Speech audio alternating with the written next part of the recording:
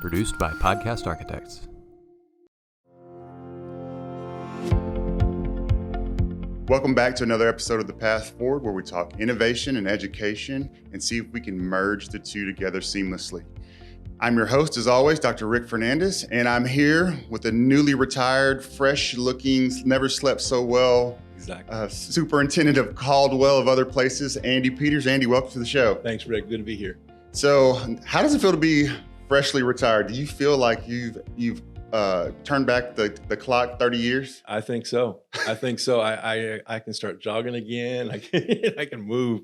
The gray hairs are still there, but I try to shave them off as much as possible. Oh, I mean, they're probably high-fiving right now, like, "Hey, all right, we're free. We're free for a little while."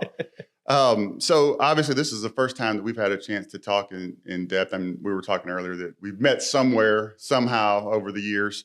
But tell us a little bit about your story. Where did you start? How did you get into education? And then kind of your path all the way up to your last superintendency. You bet. I appreciate it. I started off teaching in Bay City, Texas. Black Cats. Yes, sir. I was at the junior high. I'd been working for JCPenney's for a while. My wife wanted to go on vacation. Her parents were down there and they went fishing. And I stayed home. I picked up the newspaper and it said, Bay City hires 17 new teachers or something crazy like that. And I said, 17, they hire one more. And I had my certificate. I just hadn't used it yet. Okay. And so I went down there, met the assistant superintendent, and he says, I like you. I think you're going to work out. I got this program for you. Well, what I didn't know is this is 31 years ago. They were dealing with behavior issues, but they didn't know what to call them. They didn't have units and things. And he called it Target. We're going to target kids that are a challenge. Oh, I was thinking like the store. I did. Yeah, I used the store's logo on all my stuff, And it was a junior high program. There was 2 junior highs in Bay City at that time, and kids were assigned there by their principal, and I was going to learn how to get them under control, which I had no idea. We didn't know it was going to be a special ed program. Now it's all special ed behavior units. But back then it was really fun. So I did that for 3 years. Decided I wanted to be a principal. They encouraged me. Bay City hired me as assistant principal. Did that for a year. Moved out to a little community called Van Vleck in Matagorda County, and it was a leopard, and was elementary principal there, and did some fun things there. Then I became the business manager. That was fun. One day I was about my second year as a principal. The business manager calls me in and she says, "Andrew, sit down." I said, "Yes, ma'am." And I said, "You're going to learn school finance." I said, "Why do I want to learn school finance? I'm an elementary principal. I got the greatest job on the earth." Right. She says, "No, you're going to be a superintendent someday, and those blankety blanks don't know a thing about school finance, so I'm going to teach you." And she taught me. I mean, we started with federal programs, we started working through it, and we just started learning finance, and then she passed it on to me, and I was business manager for about 3 years, enjoyed it. I ended up going back to being a principal for a year and a half in Brookshire Royal. Okay. And then after that, got my first superintendent job, Louise, Texas, was a Hornet. And did almost 7 years there. A lot of fun, learned a lot of things not to do. Then I went to Poth over by San Antonio. Okay.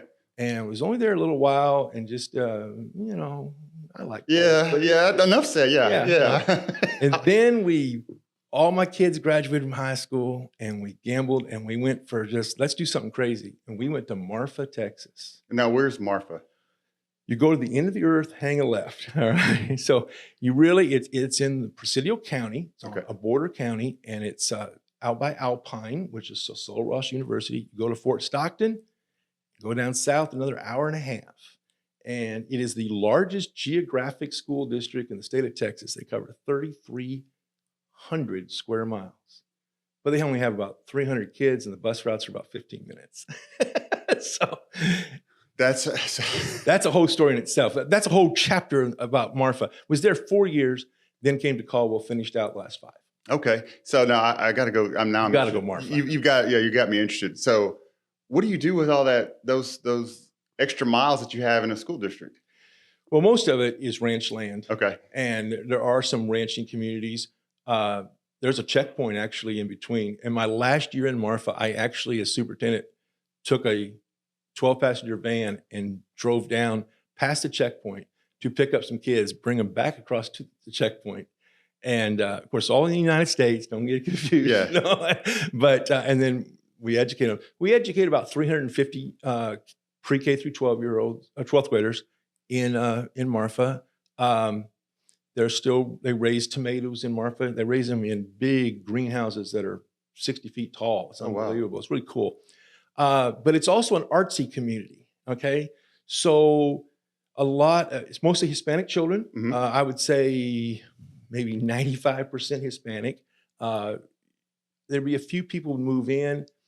When I got there was actually 2 private schools in existence when I got there. Really? Because these were people from Austin and New York and California that wanted something, if I could just say, a little better than the public school. And we actually got those schools closed down. One of them actually merged with us. And it was a Montessori school. So today, Marfa ISD still has the smallest public Montessori school in the United States. Well, how about that? Isn't that cool? That's the power of public education right there, right? That is public education. Because what we did is we've met the community where it was at. Mm-hmm. And they wanted that. And it was powerful. I remember the first day we opened it up, and it was these children that were oftentimes living in some serious poverty, and their parents were able to sign them up for what was costing other people $400 or $500 a month. Yeah, it's not cheap. And they're like, I want my kid in that program. Right. And we gave them choice. So we had our first little school choice in a school of 350. We ran traditional pre-K and we ran Montessori pre-K. And last I looked, they're still doing that. Very, very interesting. Yeah. So your path tends to be in smaller districts. What is it about the smaller community that draws you to them? Oh, easy. I'm just, you can tell I like to talk and I like to be with people. And, you know, even in Caldwell with 1,800 kids, 300 employees, you don't get to know everybody. Right. In Marfa, Texas, every kid knew who I was. Every waitress and every restaurant knew who I was and would talk to me. And, you know, I remember the day my principal, who's now the superintendent, Mr. Warrow, and I, we would go out and meet the 2 buses come and the parents would bring their kids and we'd meet them out there. Marfa can get cold in the winter. It's 20 degrees. We'd be out there. One of us or both of us always out there with a cup of coffee meeting kids. And it's about 4 years ago. It's about 7 years ago, I guess now. And I remember going to the local restaurant one day and the girl said, I just want to tell you, when you and Mr. Warrow are out there and you greet us in the morning, it just makes me feel good sending my kid to your school. Mm-hmm. And I thought, that's what this is all about. And so if I ever decided to go back, it'd be small schools where I can know everybody and they can get to know me. And you can fix a lot of things with relationships. There's no doubt about that. And I was fortunate to be kind of all over the map. So in Houston ISD and Katy ISD, which are obviously huge, and then Tomball ISD, yeah. So kind of in middle range, about 20,000 kids, and then over to Toloso Midway ISD, which is about 4,000 kids. So kind of seen the gamut of school districts. And, you know, it seems like everyone has the same types of problems and issues, just on different scale, right? Yes. And as you add scale, you add variables, and you add, all right, the complications to try to solve those variables. And that's kind of what I want to go into next. Is we've just had an election where, as you know, the superintendent, one of your jobs, let's get the bonds passed, and let's make sure we have the appropriate facilities. We're keeping up to pace with either growth or technology or a combination. And that was a struggle this last May 7th, where everybody's kind of casting their vote. And you got all these other issues that strain on that, right? You have the economy, you have whatever politics go into that. You have, how do you demonstrate the need? And so as a finance guy, like, what was your methodology, or how did you assess, all right, it's time to go for a bond, we need one, the pros and cons about, you know, can I get this done? Does it make sense in terms of the community? How did you manage all that or work through that process? I think the first thing you have to do as a superintendent is you got to realize you're wearing so many multiple hats. And I learned this by being a principal. I'm all kid friendly. When I was the business manager, I got to take care of the taxpayer, you know, yeah, sure. You got to take care of the two. And so I would always tell my staff, we always have to look at it from all the different angles. And so one of the things that I would do is make sure we're maximizing our regular budget to the best we can, that we're using our federal funds the best we can. because I've gone into districts and just seen them do some really crazy things. Like, Right. what are you doing? And well, we've always done it that way. Well, that was like 20 years ago. The law allowed you to do that. You can't do it. So keeping the business staff knowing how important instruction is, but yet at the same time, helping them to understand that, helping the principals understand, well, we got to follow the guidelines. Yeah. And then at the same time, but what are we going to get for this? You know, if we spend this $5,000 on this computer thing we want, is it going to give us a return on investment? So, you know, like a big thing is nothing against teachers pay teachers, but like, that's not research-based. I don't want any taxpayer money going to that. You know, there's other things. I can't remember. There are little catalogs that teachers got, the little incentive programs for.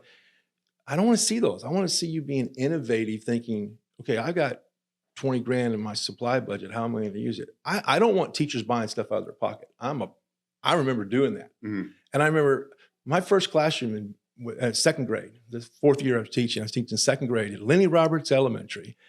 And all the teachers on the team walked me down to the room because they wanted to see what was in that storage cabinet that Mrs. Whatever had left me. And we unlocked the door and opened it up. And there was 30 years of construction paper, all faded out. Because back, you know, and I hope it's not happening today, but back then, everybody, you hoarded because you didn't have, I don't want teachers hoarding. I'm all about making sure teacher gets every supply they get, but you have to be reasonable about it. So I'm not a top-down management, but I was reminding my principals, make sure that the return on your investment is worth it. So that's the first start. Then you talk about analyzing it. You got to have that relationship with the community to even have those conversations about a bond. I mean, even before the professionals come in, I think either the school board, a superintendent, somebody who's in charge has the trust of the community. Sure. And then you go from there. You know, you bring up all of the wants and the needs, right? And you're like me, you've seen all range of programs and online, you know, opportunities for students to work, and we need this curriculum, we need that curriculum. I kind of feel like it's like diets, right? When you ask, all right, which diets work the best? Well, I would tell you they all work to some degree. But I would also tell you, like, which one can you sustain? Which one can you implement? Which one can we do with fidelity? Which one can we sustain over the long haul? And you'll get the outcome. I would tell my principals, if you eat cabbage soup for 14 days, you're going to lose weight. Yeah. But can you eat cabbage soup for 14 years or 3 years or into STAR or whatever the time length is? Yep. So I was always very mindful of what can you sustain? And then when you do professional development, right, we're notorious about, we do it beginning of the year, after Christmas, maybe a little bit in the summer. Well, who learns just in those couple of days in between the breaks, right? If you want something done, your professional development has to be sustained throughout the entirety of your year and year after year after year.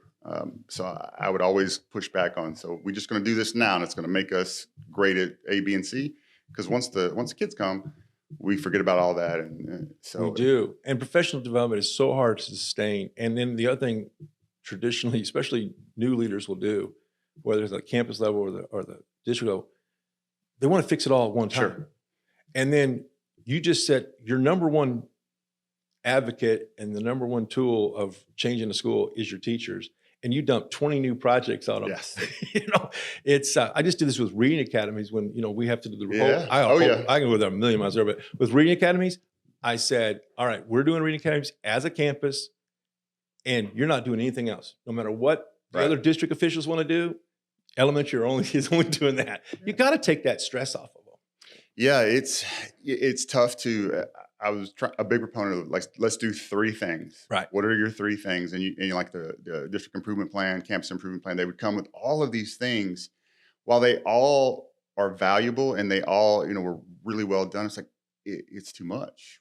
We'll pick three. Let's pick the highest leverage, the most sustainable, and the most that are going to impact the student outcomes. And let's just do those and do those very, very well. And of course, you get caught in the whirlwind of, all right, well, something's changed or there's requirements that have changed, so you have to adapt. But it is a struggle to contain the amount of need and want and expectation and keep it focused, right? Absolutely. Yeah, my board was really good. You mentioned three. That's a good number. traditionally most school district plans have at least 5 big goals or more, And about 4 years ago in Caldwell, they said, Peters, you can't sustain this. We went down to 3. And we combined some things, and we kind of got a section in there as, here's what they make us do, but here's the 3 things we're going to do. We're going to focus on every individual child and make sure they're getting the best quality education. Yeah. Keep it, my coach, keep it simple, stupid. You know what I mean? Yeah. Just let's not overthink the process, right? Yes, sir. What do you think we are not doing well? As I'm going through some of the failed bonds of some of my colleagues and friends and thinking through, I have my ideas how I think that needs to go and the way to get your community on board and to show value. But what do you think are some of the things we're missing as school leaders with that process? Well, I think, a lot of the firms will come in and help you, and they focus on a community team. They will tap with the teachers and tap with maybe even some of the innovative ones will say, let's get some kids on board. But what I like to see is when we bring all of them together in the same room. Mm-hmm. A few of the taxpayers, a few of the teachers, and a few of the kids and parents did that with this one we passed in Caldwell. And it was very interesting because you saw people changing their minds, because the businessman is out there whose kids have all grown up. They may sell the car to that teacher, but they're not having in-depth discussions about what's going on in that classroom and how requirements are changing. And I saw when I did mine that we were successful passing a few years ago, business people would say, no, Miss Jones said we got to do this, that she needs this. And even if she'd been in one meeting with them, but 3 meetings later, he's remembering that and he's wanting to help connect that. And then kids, I think that the students, when they are able to have some ownership in the design and in talking about what they want, because we could build something that we might not need. Yeah. A lot of times. You build something and the kids say, well, I don't want to take that class. I don't need that. So I think that conversation. And then the other thing I think that we're all missing is just getting the message then out to all the voters. We don't have a great number of people that turn out to vote. Right. So who votes? People that want to say no, afraid of the money. We've got to do a better job of just having that message with people of this is why we're going to do it. And I think the other thing that's responsible that superintendents need to think about is they need to look at things long range. They need to be thinking about what is this bond going to do to this community 10, 15, 20 years now. Sure. In Caldwell, they're 25 minutes from College Station. Texas A&M has built a new campus, the Rellis campus, just on our outskirts. I like to say, in Caldwell, you're closer to Rellis than you are from College Station because you don't have the traffic, you don't have your lights. And so Caldwell is booming. And they hadn't grown in 30 years. And I had to tell them, we're going to grow. And they're like, no, it's not going to happen. But slowly we started getting that across, and they're up 200 kids since I retired. See, that was good that they got rid of me. They're up 200 kids. But the thing is that we have to think about what's going to happen. And so when we structured even our bond payments, we structured it in tiers so that in 8-9 years, when they need to go back for a second bond, they can probably pass that bond. Right. I'm going to predict without raising a penny in taxes. Yeah. So you got to ask you got to get the FA involved, and you got to get not just the architect, not just the program manager, you got to get everybody involved to help make those plans. Yes. And that's, my soapbox about all of that is let's start with what is the outcome? What's the outcome? Your portrait of a graduate, your student outcome, and your strategic plan, and build outwardly. Because I've seen it all, the maker spaces, the sliding doors, and then you go back in 3 months when it's ready and it's not being used, not utilized. It has impacted outcomes zero. So I think that building with the outcomes, and then you build around that, and you structure your facilities or your entire ecosystem around, well, what do we want that graduate to look like and be able to do, and connect the dots for people. So if we do this, then it's this, and then here's how they go and prepare for industry and or college, right? So there's a direct benefit, a direct correlation between the businesses in the community, the universities, the community colleges, the districts, and ultimately the families, because we all want what's best for our kids. And it's hard to reconcile. Well, if I don't see a direct benefit, why am I going to be willing to vote for something that may or may not increase my dollar amount, on a yearly basis?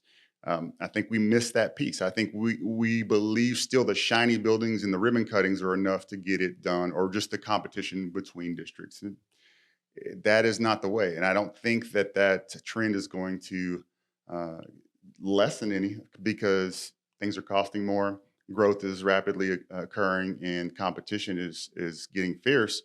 So who's going to be the ones to see that picture? It's like, we got to start doing some things differently and start thinking about our future in a different way, and some innovative opportunities to do that. So I think the partnerships with business, and that's a big reason for the podcast, is we've got to leverage that to maximum extent. Sharing facilities, co-funding facilities, leveraging overcrowding with having academies at workspace. Absolutely. And we were able to do some of that at Tomball, and I'm very proud of that. But it was just the tip of the iceberg, because what do you do if you're overcrowded and you need space and a bond didn't pass? What are you left to do? And there's no portables, because you can't get portable buildings, and you don't want them anyway because it's an eyesore. So, that conversation is going to have to continue rapidly of what do we do next? Let me give you a quick example of businesses partnering together. And I got to tour the Tomball new athletic facilities just right before I retired. Really nice stuff. But let's take my schools, my small 1A, 2A schools. Okay. And Caldwell was a 3A, but at the time, you got this plan. Your program manager's watching his pennies to get the bond. This is exact art. And they say, okay, this new gym we're going to build, we want, everybody wants a jumbo screen or whatever. You're like, no, we can't afford that. You're going to get a little half scoreboard at one end. You're going to get a decent scoreboard at the other end. But if you go plan it out, you know what you're going to get. You go to the businesses that are someday going to put their advertising on. Absolutely. There. You hope so. Yeah. Yeah. And so what we did for Caldwell, they went out to a couple of the businesses right off the bat and said, hey, we don't want the state of the art, but we want some good ones that will look good. Would you sponsor them? And they wrote us out the check. Absolutely. And so businesses want to partner with us. They do. Marfa, it was unbelievable. Marfa has a lot of art communities, and they have museums and things that are showing off people's art. And they wanted to have the kids involved, but no one had ever connected them. We needed a summer program. We just got them to come do the summer program. So it didn't cost us anything to do it. So it's just a matter, and I don't think we're touching it. There's a few districts that are having advertising on buses, and I don't know how successful that is, but we've got to welcome businesses to some degree in and partner and give them what they need, and we help give them what they need. So here's my belief on it. And like I said, in Tomball, we did some things that had never been done before. And we had a lot of unbelievably supportive board, fantastic superintendent, fantastic staff. And we could not have done those things without that. But through all of that process, there's one thing that I know, right? So the typical way that we approach businesses, what can you do for us? What can you provide us? What kind of check can you cut us? And to say that you're a part or a sponsor, or what have you. And I don't believe that's the way. I think that the way is make sure everybody that's involved gets to eat at the table, right? So what's their return on investment that would keep them interested and have a stronger partnership than just coming to a career day or cutting ribbon with you or whatever. That has to be a sustainable and tangible return on investment. It doesn't have to be monetary. Now, obviously, it helps, but it doesn't have to be. And so when you approach a business, it has to be from the mindset like, look, I've already thought about what your needs are, and here's how we're going to address your needs. And in return, this is our ask. Absolutely. Right? Absolutely. The local Ford dealership has a big deal where corporate Ford gives them some money to give to foundations and stuff. We've been working with the Caldwell, with Bud Cross Ford in Caldwell for a long time. And our foundation worked with him. They approached him. He needs to get people to come see cars. You go out and test drive a car, and he donates $10 to our foundation. And it's a win-win for everybody. Sure. It's fun. They get to meet a lot of customers, and it's all in the name of supporting public ed. Absolutely. Absolutely. I was, when I heard that Tesla was moving into the Austin area, my first thought was like, I wonder if I can get to them first and have a conversation about them transforming our bays to electric. That's where everything is going, right? Whether we like that or not, it's where the jobs are. So therefore, I have to provide that for my kids, that learning experience. And that's nothing for Tesla to cut a couple million, brand it, and then have some interaction where they're training their workforce, right? Because that's not easy to come by, I would think, is those technicians that can understand the electrical parts, the batteries, all that stuff. So plus all the AI components that go into the self-driving mechanism. So, those things are out there, but what's the return on the investment for the businesses? But there's a lot of potential that's untapped that I think is going to force our hand to really dive into that, because I don't know how districts are going to be funding, going to be able to continue funding buildings in this type of economic climate. It's going to be tough. There's other things. Like, do we always need to own the building? Oh, here you go. You're talking our language now. All right. So you ready for this one? I'm ready. Throw it. All right. So when we were passing the bond, or working on passing the bond, the students were saying we want cosmetology. Well, cosmetology is an expensive program to put together. Yes. And, it's out of 500 kids in the high school, maybe 10 are going to go, right? And you have to have all these licensing requirements and space requirements. Lady in community comes up to me and she says, hey, I got a cosmetology school, like literally 2 miles from the high school. She says, I'll give you a discount for tuition if you want to put your kids in it. She's TA certified, had everything she needed. Yep. She had the licensing for the, and last year we graduated our first barber and 3 beauticians from her program. The kids put in a little, the district put in a little. She had the service. She got to grow her business. There's so many things, but I have a better one. This one's coming down. This is the one I want to really highlight. All right, throw it at me. Okay. You know where police cars come from? No. Somebody's got to make a police car. Well, I mean, they're a Tahoe, it's yeah, you take a Tahoe and you take a Chevy Tahoe and you put a bunch of stuff in it. But if the right door opens, certain lights happen, floodlights happen, okay. Left door. The technology that has to be added to that Tahoe is almost as expensive as the Tahoe itself. And there's a company in Texas, 25 minutes from here. Really? That's called Cap Fleet. And Cap Fleet has a Houston office, they have a Caldwell office, they have a Belton, Texas office. And they take brand new Tahoes or whatever vehicle.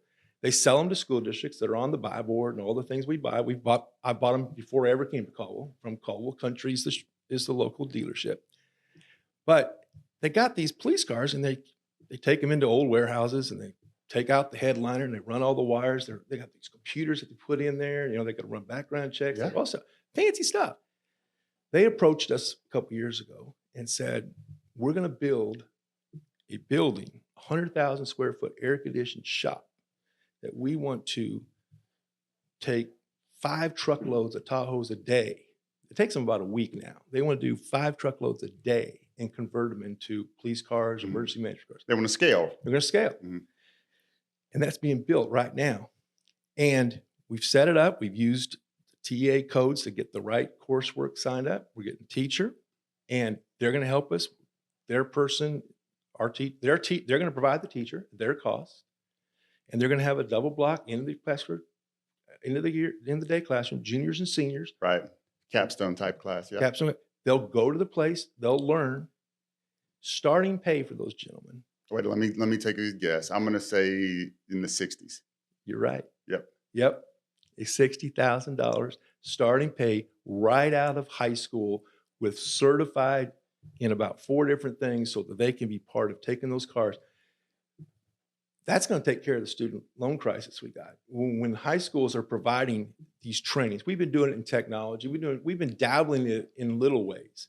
But I know you've talked about Bitcoin, and crypto, and blockchain. The whole blockchain thing is a whole idea of why aren't we talking about that? We're still focused on things that are 60 years old. I'm trying. I've been beating down people's doors, and it's sometimes it's so new and there's so much going on that it has to almost have a tipping point of enough people are aware of it, right? But I always argue we're always about 10 years behind the curve in education. We are.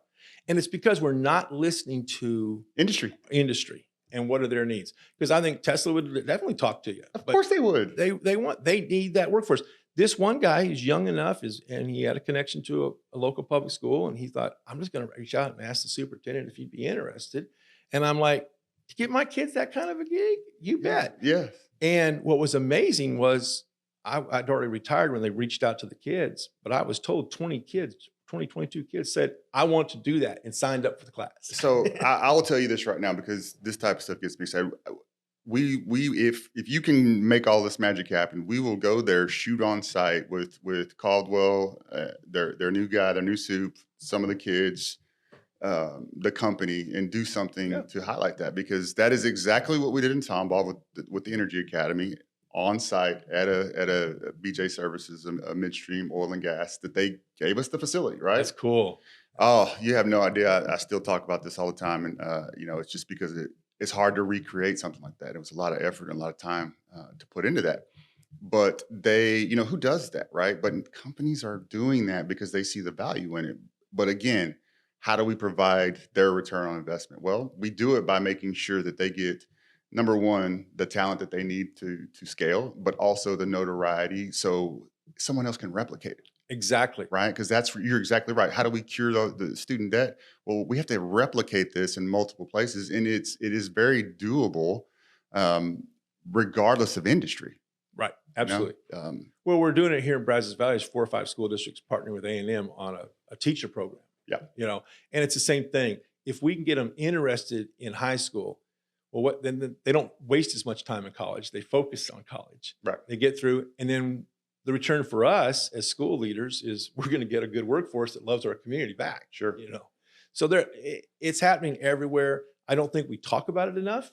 And I think there's a lot of people out there that are still scared to take the risk. It's hard. I will say this. It is, you have to have some people, and, shameless plug, I'd love to offer the services to any district who want to do it, but connecting the dots and understanding what the pain points and the barriers and the hesitations on both sides are going to be. Exactly. Like for us, right? So we had to figure out 2 comprehensive high schools, right? Large 6A high schools. We wanted to give access to both high schools to opt into this Energy Academy, starting with freshmen. Well, I know as a former high school principal, if I do it in a way that's going to eliminate either athletics, band, extracurricular, I'm cutting out 90% of my kids right there, right? So we can't do that. So we have to run 2 blocks where essentially an A group in the morning and they come back at lunch, and then a B group that leaves after lunch and goes and finishes out the day, so kids can have that flexibility. And then you have to think about, well, I was hoping to get 50 kids. That was a goal. I was like, my superintendent told Martha, I said, I can get 50 kids. And she said, you need to get 50 kids. I said, we can get 50 kids, thinking, I hope I get 50 kids. And by the time it was done, we had so many that we're having to implement the lottery and really go through the process of, all right, now what do we do? We've got way more than what we thought. But being strategic on those pain points. And then, so if you have a 20-minute bus ride, this is what we were going to do. So that CTE bus, which you get reimbursed for, as you well know as a finance guy, right? We slapped the Wi-Fi on there. So that's a study lab bus. So if you're waiting on the bus and you're going from BJ Services to Memorial, which is probably a 15-minute, 20-minute commute, depending upon the time of day, that's not wasted time. That use that Wi-Fi for that CTE study lab and make use of it, right? And through all of the touch points that we would have, those buses would come equipped with, well, of course, now after COVID, everything has Wi-Fi, but before that, it really wasn't the case on the buses. But we're going to make use of all of those points of interaction, whereas most of the time that was a barrier. And I remember the busing was, all right, and then figuring out the master schedules on both sides. Schedules kill us. Oh, yeah. And we are so wrapped up in our 7, 8, 9, 10, whatever period of day. Yeah. And I came out, I did a little bit of time after college. I did for a local retailer, and I was over the men's department, children's department, home department. I've said this for 30 years. When I work in industry, I don't think, oh, it's time for me to go to the men's department. Right. No, only in school, only in public school do we say 50 minutes, that's max. That's right. And I feel terrible for CTE teachers because they're trying to teach kids trades. We're going to learn to weld in a 40-minute block. That's not a block. No, I can barely hang a picture. So trying to teach a skill like that, exactly. Yes. Yeah, your AB days make a lot of sense. You got to get more. We got to get better at being creative with our schedule. And there are people doing it. I just don't know if we talk about it enough. And I don't know if the 1,200 school districts, if we're just not all aware.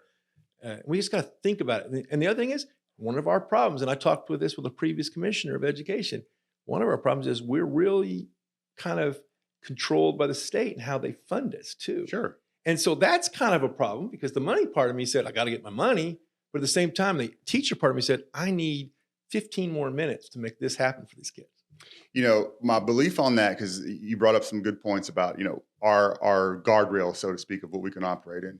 But here's the thing. If enough of industries on the side, at the end of the day, money and jobs drive everything. Right. So that will quickly loosen if the right people are asking for that to be loosened. You're correct. So I always, so oil and gas, obviously in Texas, I was like, well, if they need us to provide workforce, who's going to say no to that? Really nobody, right? Because it's such a huge industry for our state. So that's the key, is where you got industry backing all of it, then the guardrails will loosen quickly. Yeah, and it's just amazing when you're working with industry, how all of a sudden a lot of our school leaders' problem of money, resources goes away, because they're getting something they need. Yep. And they'll find a way, whether it be state resources, their resources, or whatever creative ways they come up with.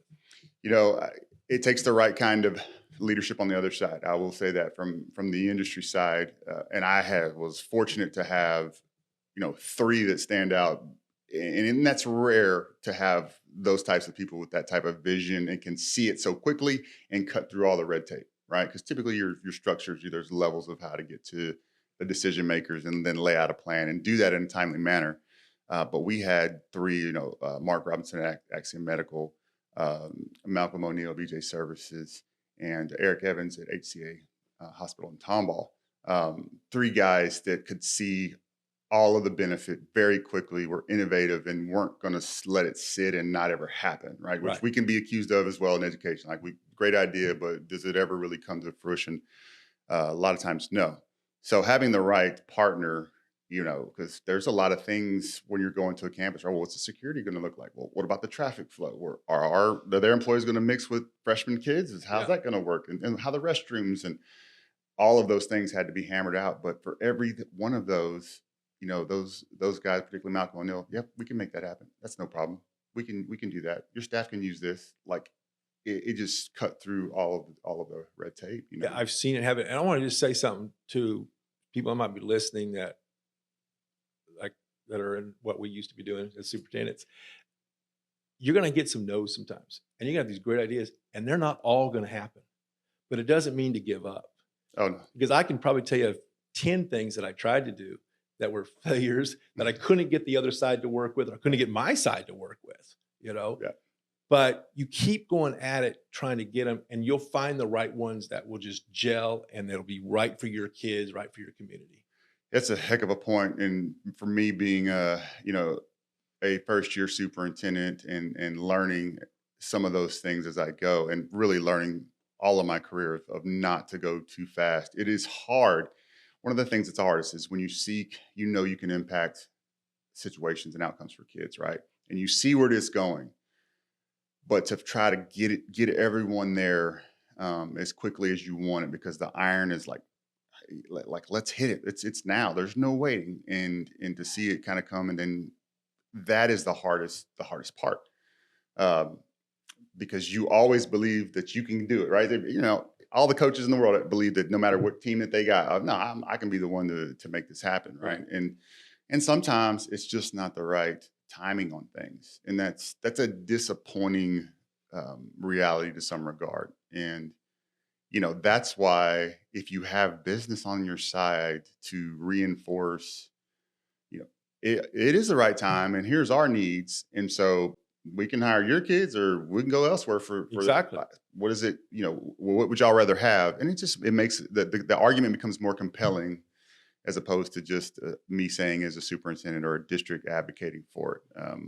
And when you bring in your higher ed components as well, you got everybody saying the same thing. Stuff seems to happen rather quickly. So that's a good point. That's going slow sometimes to get it there.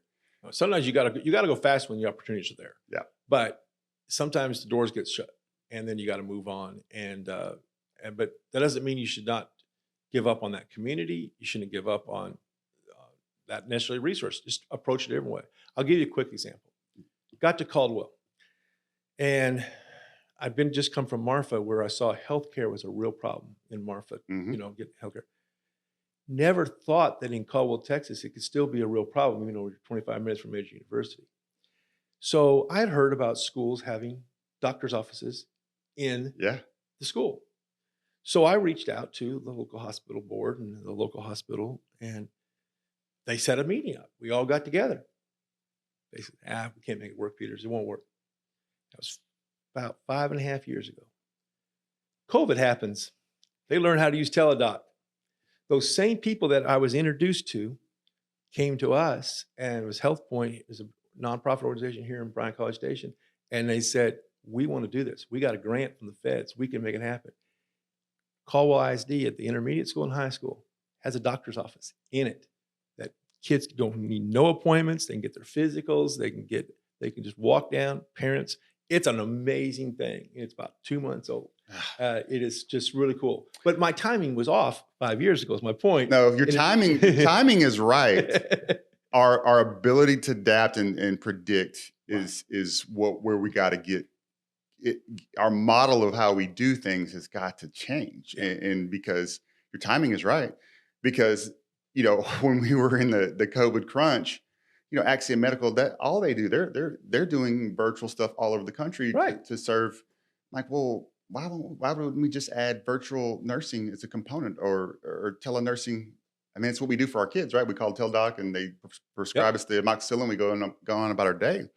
And they're like, "You're sure? I mean, it's just here it is. Here's what it is. They make the same amount of money. You can work anywhere in the country, and that's no problem. Nobody's ever asked us." It's those types of things like, well, maybe we should ask. And that's why I've been beating down the door on the blockchain, because, regardless of how you feel about the finance side of it, that's a small piece of how that's going to be used and how it's currently being used. And here's the great thing, and tell me if this is not your experience. You got to be able to sell it to a kid, or programming, right? Right. Sell it to a kid. You got to be able to sell it to a parent. You got to be able to sell it to your community if you're going to make substantial investment in terms of infrastructure or facilities. And it has to be a viable job, right, when they leave. Well, you've got that all in one package, right? It's hard for me to go sell HVAC to a kid. Now, parents, they see the paycheck and they understand enough about, okay, air conditioning type of stuff. All right, that makes sense. But selling that to a kid, how do I sell it to a freshman? Now, what's an HVAC? Am I going to be vacuuming stuff? Because that's what I would have thought, right? And try to explain to them how exciting the job of that is it's sometimes it's a miss on that end. But you have something now that it's got gaming, it's got everything that you could possibly want to be able, robotic, all that stuff you can hand that to a kid and sell it, and you can hand the outcome of where the space is going. It's involved with computers and technology, so it's not going to be a limit. You're not going to be limited to, if this dries up, then there's no more of those jobs. You sell that to the parent. And the community you can be the first that I know of K-12 in the nation to have. And right here in Texas, we've got people that are hungry to do that are hungry to educate, that have the resources to help schools, universities to do it. But it's so new for folks that we're just scared. We are, but golly.